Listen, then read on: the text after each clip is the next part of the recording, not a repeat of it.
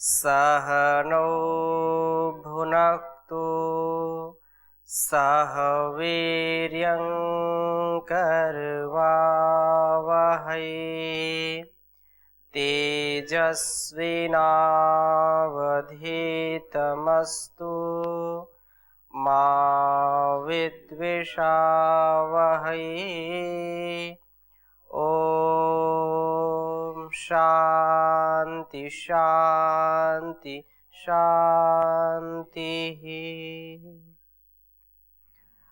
वैदिक जीवन पद्धति में हम पंच महायज्ञों के अंतर्गत ब्रह्म यज्ञ अर्थात संध्या का स्वाध्याय कर रहे हैं। ब्रह्म अर्पण करना, सर्वस्व समर्पण करना, ब्रह्म का चिंतन करना, अपने गुण कर्म स्वभाव को उस परमात्मा के द्वारा दिए गए उपदेश आदेश निर्देश और उसकी प्रेरणा को स्वीकार करना, ये संध्या है जिसमें हम अच्छी प्रकार से उस परम पिता, उस जगत पिता परमेश्वर का ध्यान करते हैं, उसका गुणगान करते हैं। इस प्रकार से हमारे जीवन में उन्नति का आधान होता है, अवनति हमारे जीवन से दूर चली जाती है। कोई भी मनुष्य जीवन में अवनति को नहीं प्राप्त करना चाहता है, कोई भी असफल नहीं होना चाहता है, कोई भी असहाय, दीन, दुखी या कलंकित जीवन नहीं जीना चाहता है। यदि हम अपने जीवन को श्रेष्ठ और ज्येष्ठ बनाना चाहते हैं, उत्तम सर्वोत्तम बनाना चाहते हैं, तो उस जगत पिता की गोद में हमको बैठने का प्रयास करना चाहिए। प्रभात और सायंकाल जितना अपने दैनिक कार्यों से आपको समय मिले, आपको मंत्र आते हैं नहीं आते हैं कोई बात नहीं, आप ओम का जाप करें। जाप की बड़ी महिमा है, आगे हम इस पर और चर्चा करेंगे, लेकिन यह परम आवश्यक है। पहले के समय में और मेरे बचपन तक भी मैंने देखा कि ऐसे गांवों में भी जो अध्यात्म जीवन जीते हैं, अध्यात्म में जिनकी दिनचर्या है, वो भी सायंकाल सूर्यास्त के बाद चुपचाप बैठ करके ध्यान करते थे। उन्होंने एक अक्षर भी पढ़ा नहीं। मैंने अपनी आंखों से इन चीजों को देखा। अभी ज्यादा समय हुआ नहीं, लेकिन कितना अंतर हो गया तब से अब में। बचपन में हमने जो सीखा, प्रभात में और सायं में आपको क्रोध नहीं करना, सायंकाल और प्रभात काल में आपको चंचलता से नहीं रहना।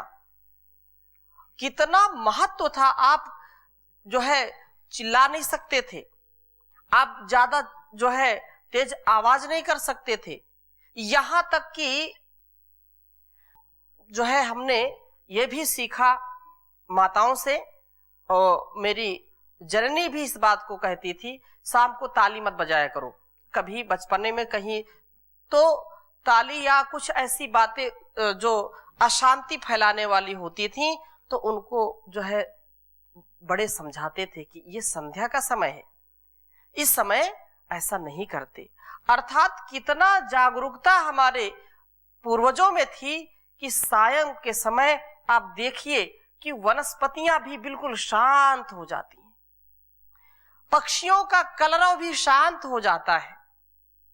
और आप देखिए, इसका अनुभव करिए कि संध्या के समय बिल्कुल आपको वातावरण शांत मिलेगा।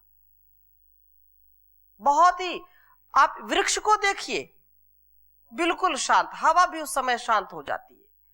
आप ये, क्योंकि हमारा भी ध्यान दिलाया गया और मैं आपका ध्यान दिलाना चाहता हूं, आप प्रभात में संध्या के समय चाहे प्रभात हो या सायंकाल हो, आप देखिए, रोज इसको देखिए, आप देखेंगे कुछ समय के लिए बिल्कुल एक पत्ती भी नहीं हिलेगी। ये इसका क्या वैज्ञानिक कारण है, क्या आध्यात्मिक कारण है, ये कारण आप खोज करके आप स्वयं इस पर विचार करना। लेकिन कहने का आशय मेरा ये है कि उस समय का जो समय होता है वो परम पिता परमेश्वर के ध्यान का समय होता है। 10 मिनट, 5 मिनट, आधे घंटे, 1 घंटे, कुछ तो समय निकालें अपने भावों को प्रकट करने के लिए। अपने बच्चों सहित, चाहे बुजुर्ग हो, नौजवान हो या छोटे बच्चे हो, उनको भी ऐसा अभ्यास कराइए। 10 दिन, 15 दिन, 1 माह तक इस क्रिया को करके देखिए। ये कोई ऐसा आडंबर ढोंग नहीं है। आप चुपचाप, आपको मंत्र नहीं आते कोई बात नहीं, आप कुछ आता है ओम का उच्चारण करें, गायत्री मंत्र का उच्चारण करें और चुपचाप बैठें। आपको असीम सुख की, असीम आनंद की अनुभूति होगी। आपकी चंचलता दूर हो जाएगी। आपके आधे जो विकार है ऐसे नष्ट हो जाएंगे। आप अपनी दिनचर्या से पूरा जो है समय निकाल करके प्रभात की संध्या में और सायंकाल की संध्या में जरूर बैठने का प्रयास करें। ब्रह्म अर्पण भाव से, तेरा तुझको अर्पण क्या लागे मेरा। जो कुछ भी दिया है उस परमात्मा ने हमको दिया है, और हम ये कह के छोड़ देते हैं कि जी समय नहीं है। ये तो फुर्सत में रहने वालों का काम है, संध्या करना, ईश्वर की उपासना करना, ईश्वर का गुणगान करना, उसका नाम लेना, जाप करना। ये किसका काम है? जो फालतू के लोग बैठे रहते हैं, उनको कोई काम ही नहीं है, ये उनका काम है। ऐसा कह करके हम इस बात को टाल देते हैं। ये सच्चा धन है, ये सच्ची पूंजी है, ये सच्चा आभूषण है। इसको जो करता है कभी भी दीनहीन नहीं होता है, उसका सर्वस्व बढ़ता रहता है, वृद्धि को प्राप्त होता है। अतः ये परम आवश्यक है ब्रह्म का ध्यान करना। ब्रह्म ही जिसका सर्वस्व है और उसका अर्पण, ये ब्रह्म यज्ञ कहा गया इसको, कि यजन हम करें, अपने भावों से यजन करें, अपने स्वभाव को पवित्र बनाएं। यही काम संध्या का है। तो स्वाध्याय भी संध्या के रूप में माना जाता है। वेद का स्वाध्याय, शास्त्रों का स्वाध्याय, जिससे हमारा जीवन श्रेष्ठ हो। तो इसमें वेद मंत्र भी जो है विशेष है। अथर्ववेद का एक मंत्र आपके समक्ष मैं रख रहा हूं, क्योंकि ब्रह्म होता ब्रह्म यज्ञ है। ब्रह्म में ब्रह्म ही होता है, ये अर्थात उस जगदीश्वर के जो उपदेश, आदेश, निर्देश है, उसको जब हम मानते हैं तो हम ब्रह्ममय हो जाते हैं। ऐसा ही कुछ संदेश इस वेद मंत्र में आया है, इसको आप लिखेंगे। ब्रह्म होता ब्रह्म यज्ञ,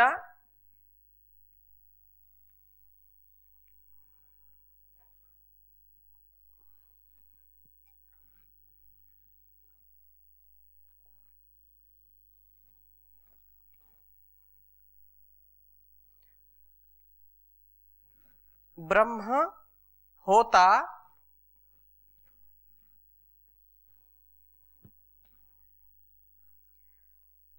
ब्रह्म यज्ञ।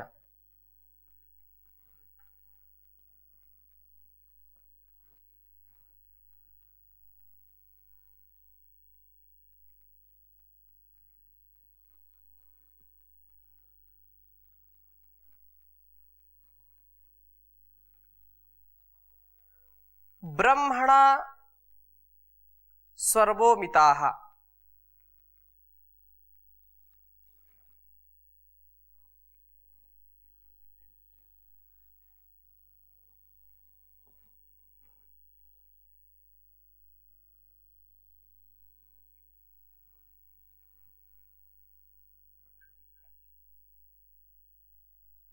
सर्वो मिताः।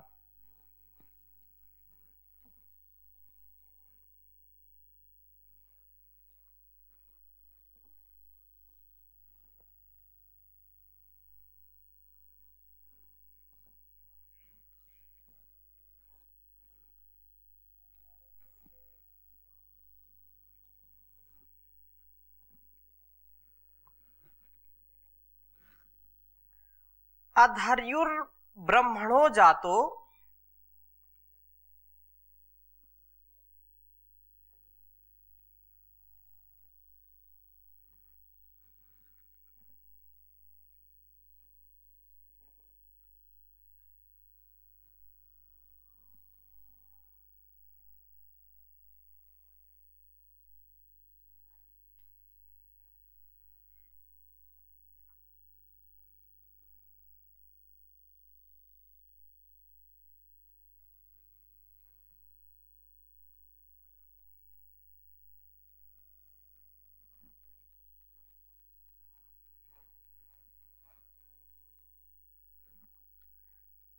ब्रह्मणो अंतर्हितम हविः। बहुत सुंदर बात कही।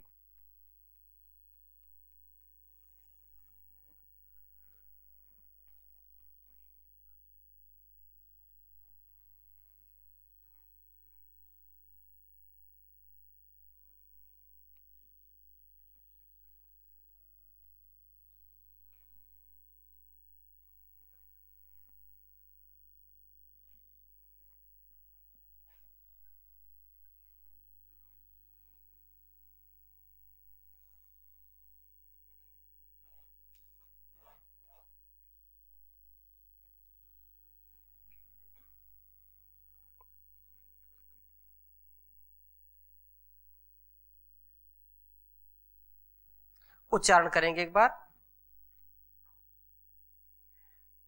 ब्रह्म होता ब्रह्म यज्ञ ब्रह्मणा स्वरवो मिताः अध्वर्युर्ब्रह्मणो जातो ब्रह्मणो अंतर्हितं हविः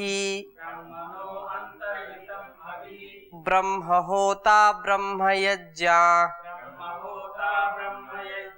ब्रह्मणा स्वरवो मिताः अध्वर्युर्ब्रह्मणो जातो ब्रह्मणो अंतर्हितं हविः।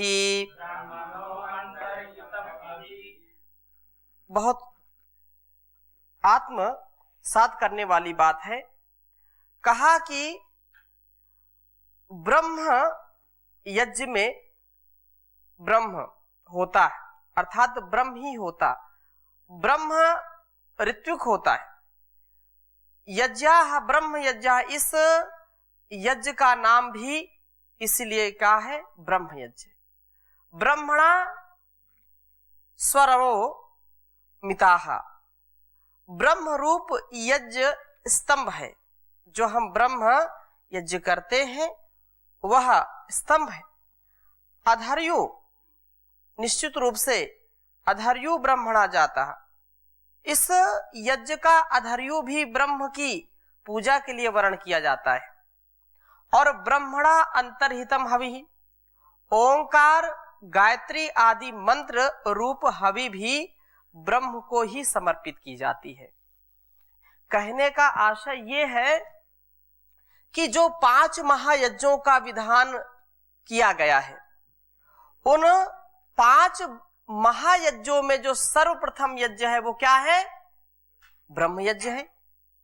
और इन ब्रह्म यज्ञ का जो स्वरूप है, ब्रह्म यज्ञ का जो पहला स्थान है संध्या के रूप में, और दूसरा यज्ञ का रूप क्या है? देव यज्ञ है या अग्निहोत्र है। और अंत में ब्रह्म यज्ञ में भी वो बदल जाता है। अर्थात जो हम देव यज्ञ भी करते हैं तो वहां भी ब्रह्म की भावना से ही, समर्पण की भावना से ही, पवित्रता, शुचिता, सादगी की भावना से ही हम देव यज्ञ करते हैं। और यदि अहंकार की दृष्टि से हम कितना भी घी कितना भी उसमें सामग्री डाल करके यज्ञ कर दें, लेकिन हमारी यदि आंतरिक स्थिति ठीक नहीं हुई, ब्रह्म काम हो करके यदि हमने यज्ञ नहीं किया है, तो वो यज्ञ हमारा निरर्थक होगा। अतः जो याज्ञिक क्रिया हम यज्ञों के अनुष्ठान में करते हैं, उनका अभिप्राय भी अध्यात्म की ओर ले जाने का होता है। द्रव्य यज्ञ में हम क्या कहते हैं? इदम राष्ट्राय इदन्नमम। इदम ऐसे कितने बार हम बोलते हैं, इदन्नमम, ये मेरे लिए नहीं है, ये मेरे लिए नहीं है, ऐसा अनुष्ठान हम करते हैं। तो इसका यही संकेत करती है कि मैं जो कुछ भी इस यज्ञ में घृत के रूप में, समिधा के रूप में, सामग्री के रूप में जो कुछ भी दे रहा हूं, वे सब मेरी न होकर के परमेश्वर प्रदत्त हैं।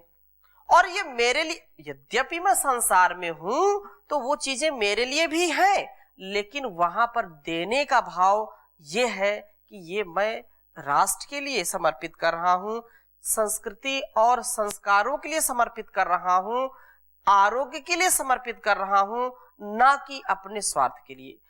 अर्थात जो कुछ भी परमात्मा से मिला है, परमात्मा की ही व्यवस्था में उसको समर्पित कर देना। संसार में यदि आरोग्य है, सुख है, समृद्धि है, लोग प्रसन्न हैं, तो वो परमात्मा की व्यवस्था में ही हम सहयोग कर रहे हैं। हमारा सामर्थ्य यद्यपि इतना नहीं है, लेकिन निरहंकार होकर के, निर्द्वंद होकर के, निश्चल होकर के जब हम उस कार्य को करते हैं, तो वही हमारा आध्यात्म हमको ऊपर ले जाता है, हमको ऊपर उठाता है। अवनति हमारे जीवन से समाप्त हो जाती है, अवनति की परिणति जो है उन्नति में हो जाती है। इसलिए परमेश्वर ने ही जो है विशेष रूप से ऐसा हम कहें कि इदम राष्ट्र इदन्नमम, जो कुछ भी इस राष्ट्र के लिए, इस संसार के लिए है, चाहे कैसा भी जड़ चेतन हो, ईश्वर के द्वारा ही व्यवस्थित है वो। तो हम ये भाव जो रखते हैं कि ईशावास से इदम सर्वम, ये सब कुछ क्या है? ईश्वर के द्वारा आच्छादित है। ईश्वर ने ही भूमि बनाई है, धरती बनाई है, ईश्वर ने ही मिट्टी बनाई है, और ईश्वर ने ही उस पर इतने अनेक हजारों हजारों किस्म के ऐसे पेड़ पौधे, लाखों करोड़ों ऐसी जो है प्रजातियां बनाई हैं। वो उसमें दूध भी दे रहा है, उसी से वो घी भी दे रहा है, उसी से वो तेल भी दे रहा है, उसी से खनिज जो है पदार्थ दे रहा है, सब कुछ उसी से मिल रहा है। तो एक जो चाहे गाय हो, भैंस हो, बकरी हो, मनुष्य हो, तो वो जब घास खाते हैं तो वनस्पति कौन बनाता है? मिट्टी कौन बनाता है? गाय को किसने बनाया? दूध किसने बनाया? कोई मनुष्य बना सकता है क्या? कभी भी नहीं बना सकता। तो ऐसा जो भाव है कि वह औषधियों को, वनस्पतियों को दिव्य गुणों से जो भरे हुए हैं, तो मैंने तो इन पदार्थों को संग्रहित करने का थोड़ा सा प्रयत्न किया है। मैंने क्या किया है? थोड़ा सा संग्रहित करने का प्रयत्न किया है, और इन्हें जो है चाहे मैंने खा करके यज्ञ किया, या मैंने साक्षात अग्नि को दे करके यज्ञ किया। दो बातें यहाँ पर हैं, ब्रह्म यज्ञ और देव यज्ञ को यहाँ पर जोड़ने का काम इस मंत्र में किया गया है।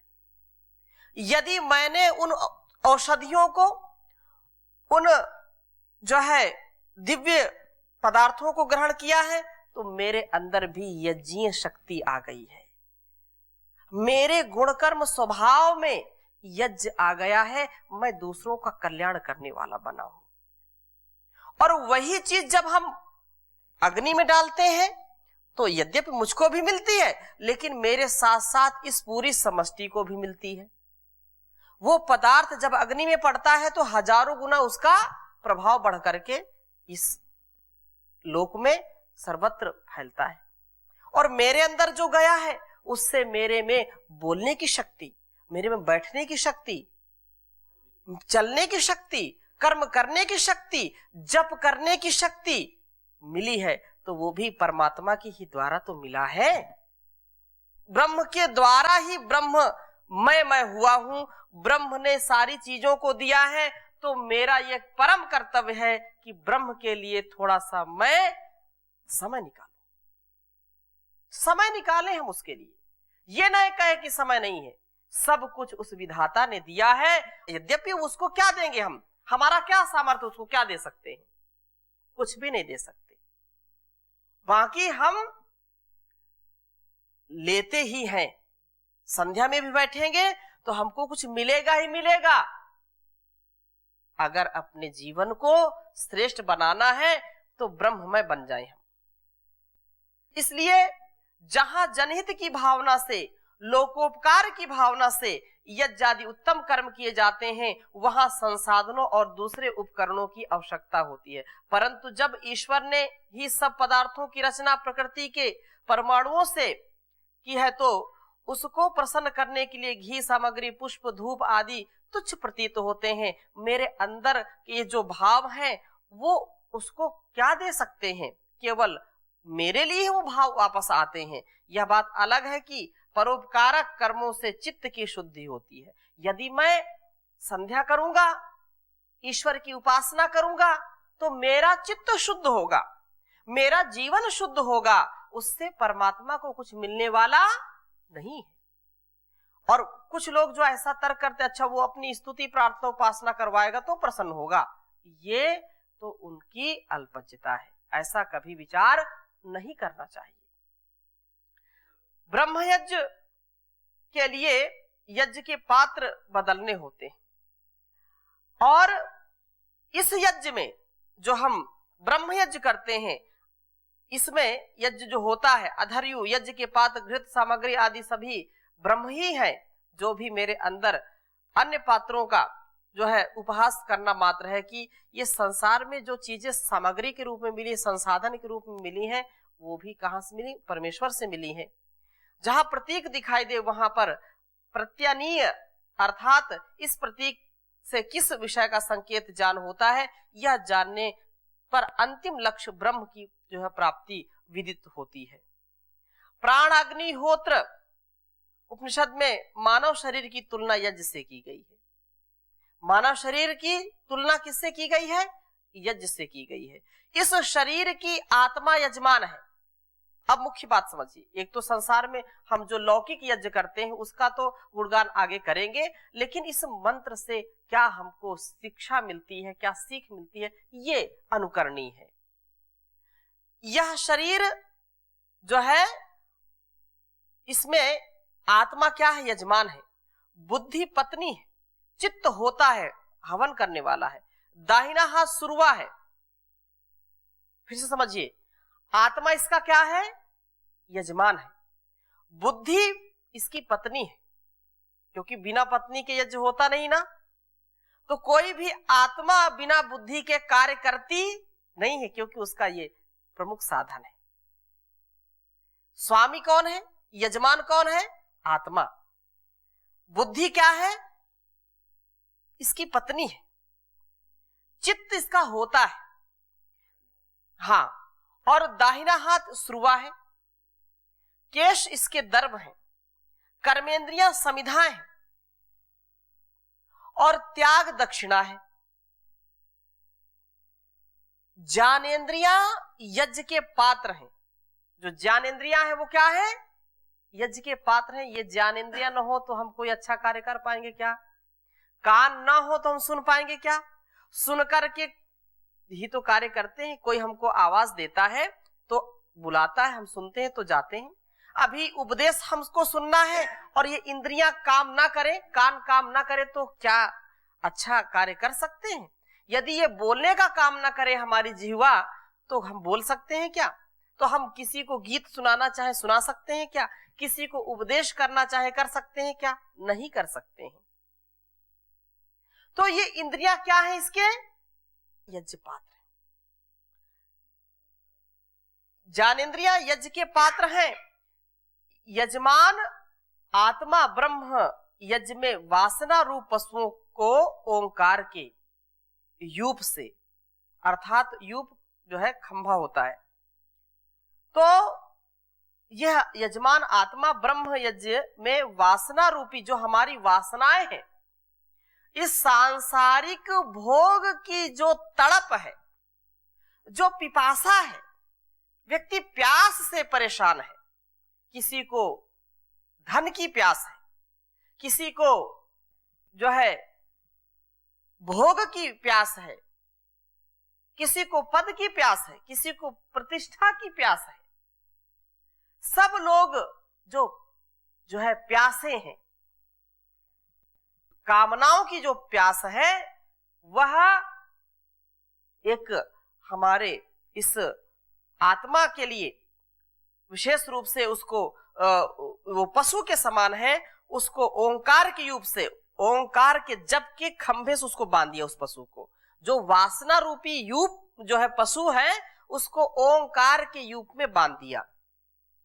ओंकार के जप से उसको बांध करके जो है कर्मेंद्रिय और ज्ञानेंद्रियों के सहयोग से जब इस आत्मयज्ञ को करता है व्यक्ति, तो उसके हृदय देश में ब्रह्म का दर्शन होता है।